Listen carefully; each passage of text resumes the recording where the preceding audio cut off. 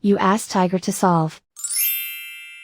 This deals with linear equations with one unknown. The final result is k equals 12. Let's solve it step by step. Simplify the expression. Group like terms. Simplify the arithmetic. Group all k terms on the left side of the equation. Subtract 3k from both sides. Group like terms. Simplify the arithmetic. Group like terms. Simplify the arithmetic. Group all constants on the right side of the equation.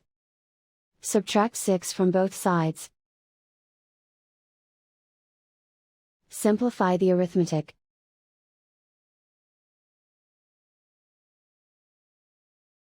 Convert the k into a positive number. Multiply both sides by -1.